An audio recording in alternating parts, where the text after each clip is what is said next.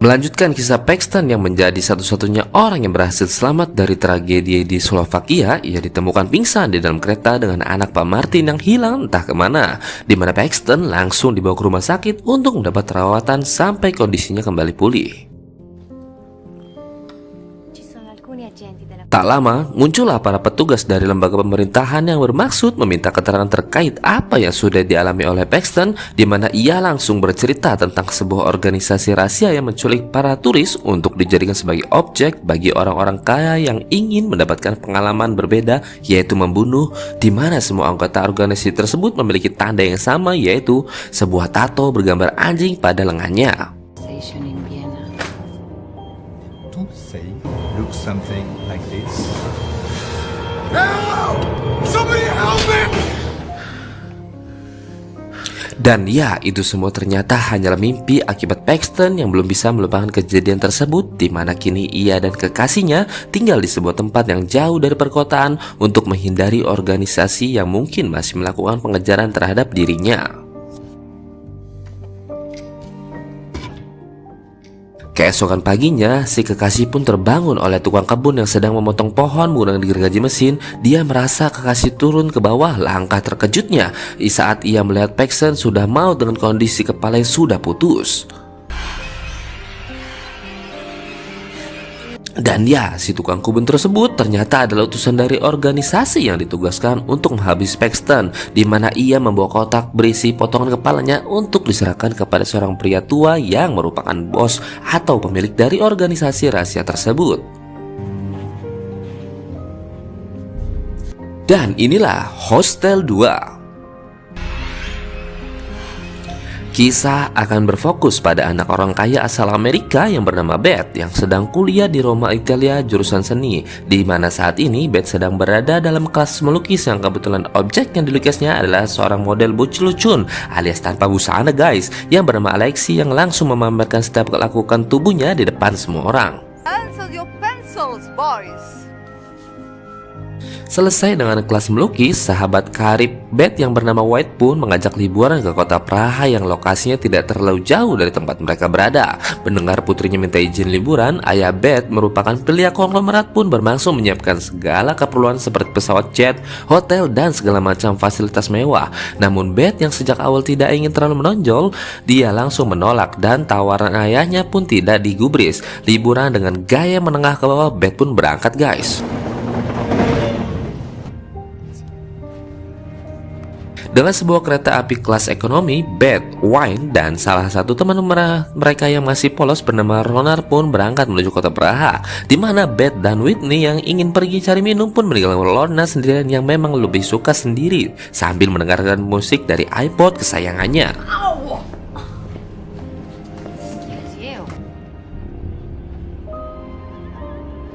Saat sedang menikmati minuman itulah Beth dan White dihampiri oleh pria asing yang mengajak mereka ke gerbongnya. Beth sempat menolaknya, tapi karena White mengiyakan ajakan tersebut, Beth pun akhirnya ikut juga. Setibanya di gerbang si pria, Beth dan White pun harus menghadapi beberapa teman si pria yang bersikap cunihin alias tidak sopan guys. Dia menjurus ke hal-hal yang bersifat tidak senonoh sehingga Beth dan White nih merasa risih pun langsung meringkiri meninggalkan mereka semua. Sesampainya di gerbong, mereka Beth dan White pun menemukan Lorna sedang panik setelah iPodnya diambil oleh seorang pria misterius. Yang tepat saat White ini akan mencarinya keluar, ia secara kebetulan melihat pria bertemu dengan teman-temannya mengganggu staf gerbongnya ada, sehingga White pun sedang cepat masuk ke dalamnya dan mengunci pintu gerbong mereka dengan serapat mungkin guys.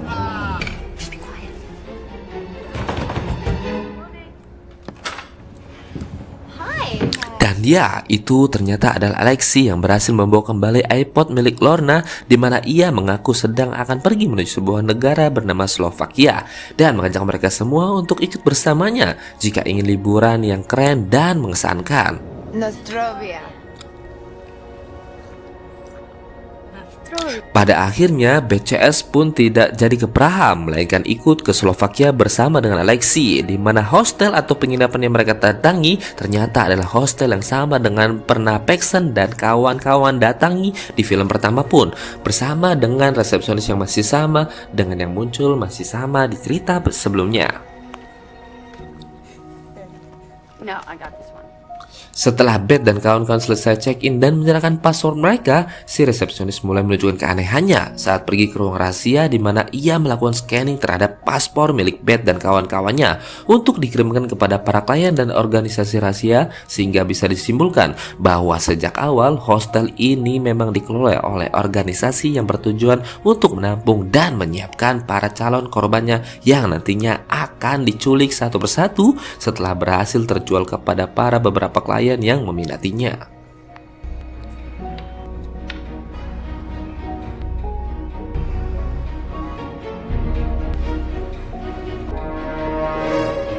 Setelah dilelang kepada beberapa orang kaya dari seluruh dunia, Lorna akhirnya terjual kepada seorang wanita kaya yang suka mandi darah. Sementara Beth dan Whitney berhasil terjual kepada seorang pengusaha saham bernama Todd. Tidak pakai Ken ya guys. Karena saking senangnya Todd berhasil membeli mereka berdua, Todd pun dengan cepat menghubungi kawan dekatnya yang bernama, kita panggil saja Samsul guys, yang tidak terlalu kaya amat, bahkan sudah memiliki istri dan 2 anak yang masih kecil-kecil.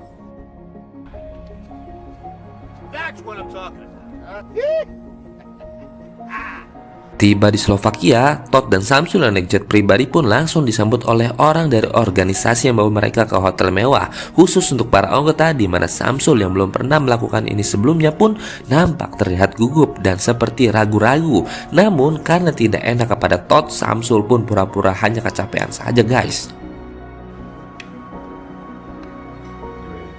Karena ini adalah pertama kali juga untuk Todd, ia pun langsung mendapatkan tato anjing sebagai syarat keanggotaannya. Dimana saat giliran Samsul yang akan ditato, ia pun menolak melakukannya karena takut dimarahi istrinya. Tetapi karena sudah terlanjur datang ke tempat ini dan Todd juga memintanya dengan agak sedikit memaksa, Samsul pun tidak memiliki pilihan lain selain harus melakukannya juga guys. Kembali ke Beth dan kawan-kawannya sedang jalan-jalan di kota Slovakia, mereka tak sengaja bertemu dengan barudak letik bangor atau anak-anak Badung lah ya guys, yang suka memalak dari para turis yang ketika Lorna bermaksud memberikan mereka permen, salah satu bocah pun meludahinya dan langsung lari pergi begitu saja. Singkat cerita, malam pun poek. Beth dan kawan-kawan terlihat menghadiri sebuah festival tahunan yang rutin diselenggarakan di kota ini. Mereka terlihat bersenang-senang menikmati suasana dan keramahan orang-orang lokal, di mana Lorna sendiri nampak didekati oleh seorang pria tinggi besar yang menawarinya berdansa, bahkan mengajaknya naik perahu melihat-lihat keindahan malam di kota itu guys. Tak ingin pergi tanpa bilang kepada yang lain, Lorna pun meminta izin kepada Beth untuk pergi bersama orang asing yang baru dikenalnya. Sempat dilarang untuk melakukannya, namun Lorna yang masih lugu dan mudah dipengaruhi pun tetap pergi bersama pria asing tersebut, sehingga Beth tidak bisa berbuat apa-apa. It's okay. Okay, you promise? Okay.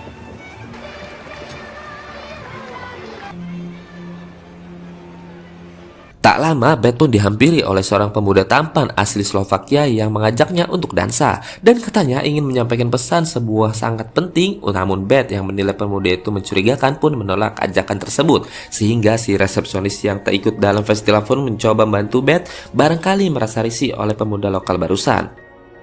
Here, take a drink. Tanpa mereka sadari, Todd dan Samsul terlihat berada di festival tersebut sedang mengamati para calon korbannya yang akan mereka habisi. Yang karena Samsul penasaran dengan latar belakang dari korbannya, ia pun memutuskan untuk menghampiri Beth dan sempat mengobrol sebentar dengannya. Cheers. Cheers, thanks.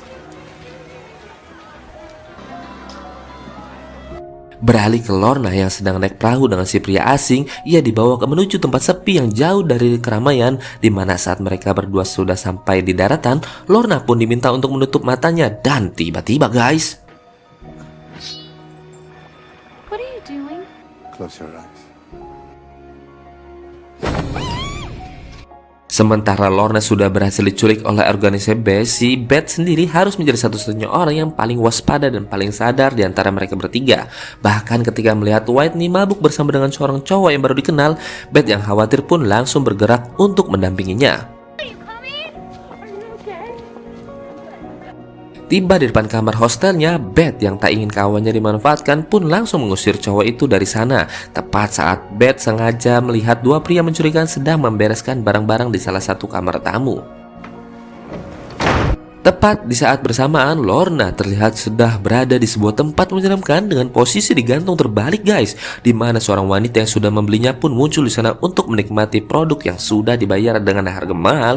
Yang seperti sudah saya sempat jelaskan di awal, wanita kaya ini punya hobi aneh, yaitu mandi getih guys. Sehingga dengan pedang tajam dari abad ke-17, wanita kaya ini pun langsung menghantamkan pedangnya dan keesokan paginya, Todd dan Samsul pun terlihat sedang jogging bersama mempersiapkan diri untuk menyambut malam yang sangat penting nanti, di mana Samsul akhirnya mengutarakan keraguannya untuk ikut dalam hal ini, sehingga terjadilah sedikit perdebatan ketika Todd membahas tentang cerita lama mengenai hutang-hutang Samsul yang ternyata dilunasi oleh Todd, yang alhasil Samsul yang merasa hutang budi pun lagi-lagi harus dibuat tak berdaya dan harus menuruti apapun ajakan dari sahabatnya. Sementara itu, Beth dan kawan-kawan terlihat sedang mandi di pemandian umum air panas, di mana Beth yang masih kepikiran dengan keadaan Lorna pun nampak tidak terlalu bersemangat menikmati liburan ini. Bahkan ketika Alexi mendekatinya, Beth memilih untuk memejamkan mata sambil menunggu Whitney selesai dengan cowok barunya.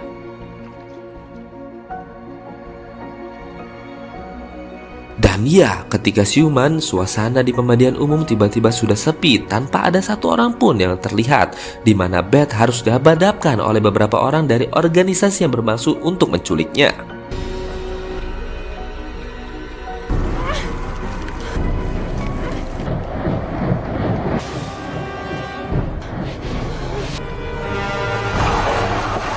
Tiba di jalan raya, Beth sempat bertemu dengan seorang pengedar mobil yang ternyata adalah si pemuda yang sempat mengajaknya dansa di festival. Wajahnya terlihat belur sehabis dihajar oleh orang-orang organisasi dan sedang dalam perjalanan ke tempat lain setelah diusir dari kota tersebut.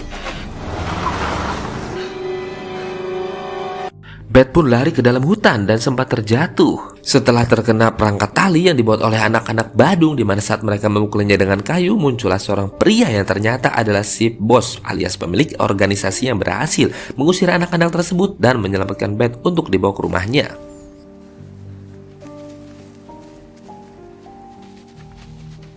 Disinilah Beth sekarang di rumah sang ketua organisasi paling biadab di dunia, di mana Alexi mengaku sebagai anak dari bos yang padahal ia hanyalah seorang karyawan biasa yang memiliki tugas untuk mencari dan menandai para calon korban yang layak untuk dilelang kepada para klien.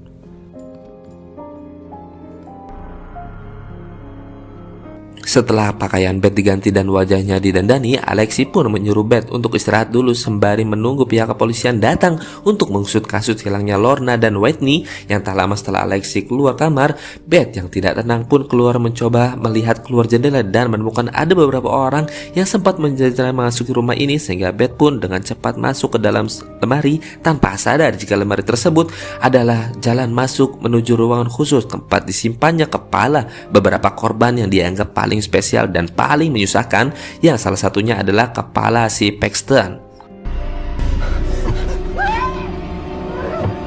Setelah Beth ditangkap oleh para penjaga, kita akan melihat Whitney sedang disekap beberapa para turis lainnya. Satu persatu dari mereka pun dibawa ke hadapan seorang penata rias yang khusus ditugaskan untuk mendandani para calon korbannya agar terlihat menarik dan dapat klien, di mana Whitney berhasil memanfaatkan kesempatan itu untuk menggigit hidung si penata rias dan mencoba mencari jalan keluar dari tempat itu.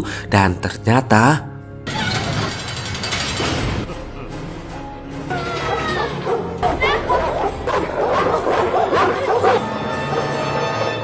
Setelah Beth dan Whitney sudah siap, organisasi pun langsung menghubungi Todd dan Samsul untuk segera datang ke markas.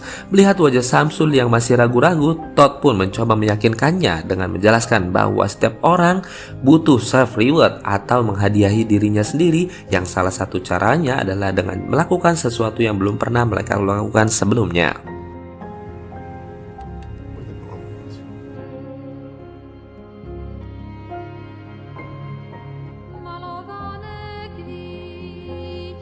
Tiba di pabrik yang sama dengan yang ada di film pertama, Todd dan Samsul pun dibawa menuju ruang persiapan, berisi segala jenis benda tajam yang biasa dilakukan untuk menghabisi seseorangnya, di mana Samsul masih terlihat ragu, tetapi demi kesetiakawanan ia pun memutuskan untuk melakukannya.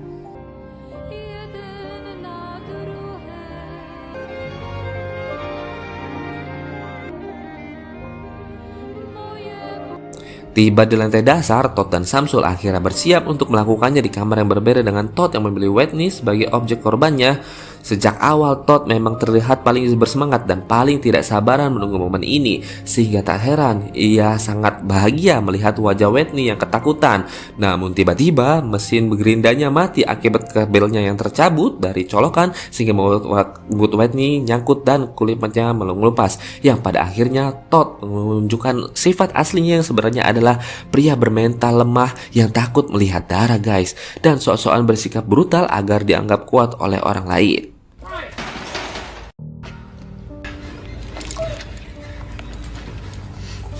Tanpa menyelesaikan apa yang sudah ia mulai, Todd yang sudah kehilangan mood pun memilih untuk meninggalkan Whitney seperti itu tanpa ingat bahwa dalam kontraknya dengan organisasi ini jelas-jelas tertera aturan penting agar setiap klien wajib menyelesaikan apa yang sudah ia mulai, sehingga karena Todd keras kepala dan tetap ingin pergi, para penjaga pun langsung melepaskan beberapa ekor anjing galak yang dengan cepat menghabisi Todd di dalam lift tersebut.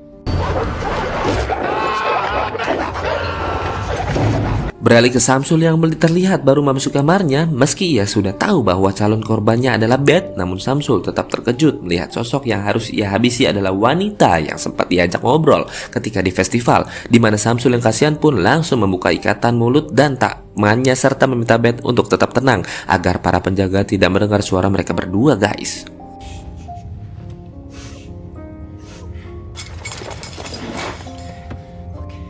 Dengan fakta bahwa dirinya sudah terikat kontrak dengan organisasi, Samsul pun harus memilih antara menghabisi Beth atau berkorban dengan menyerahkan nyawanya sendiri kepada para penjaga seperti yang dialami oleh Todd.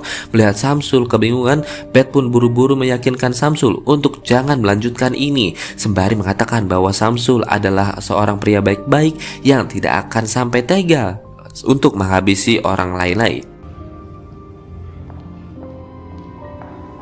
Disitulah letak kesalahan Beth saat ia tak sengaja mengucapkan kata sanggup dan tega, seolah merendahkan dan menganggap Samsul lemah yang tidak akan sanggup melawan, sehingga hal itu mengingatkan Samsul akan pelakuan Todd, sahabatnya yang sering mengungkit perihal hutang budinya di masa lalu, termasuk sering menganggapnya Samsul lemah yang harus menurut setiap perkataannya, yang alhasil Samsul langsung menghabisi Beth dengan sangat membabi buta guys.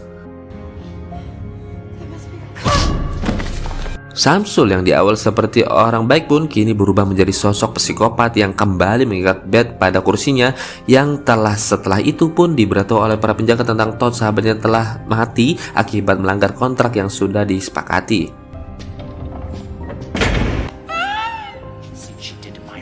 Sejenak kita beralih dulu ke Whitney yang diobati agar bisa dijual kembali, di mana asisten pun mencoba menawarkannya ke satu pelanggan yang kebetulan sedang sibuk bermain dengan seorang pemuda yang jadi cowok barunya si Whitney, yang karena klien itu menolak, asisten pun bos pun menemui klien lain yaitu Samsul yang tanpa pikir panjang langsung bersedia membeli sahabat Beth tersebut. Hanya butuh kurang dari waktu 1 menit untuk Samsul menghabisi Whitney. Dengan fakta bahwa dirinya tidak akan pernah bisa lolos, Beth pun mulai menjalankan alternatif kedua, yaitu memanfaatkan congornya untuk menggoda Samsul, memujinya sebagai pria jantan kuat dan memuaskan setiap wanita, sehingga Samsul yang merasa tertantang pun akan kembali melepaskan ikatan Beth dengan maksud untuk mengadabahkannya, tanpa sadar jika momen itu Beth memanfaatkan untuk mengembalikan keadaan dan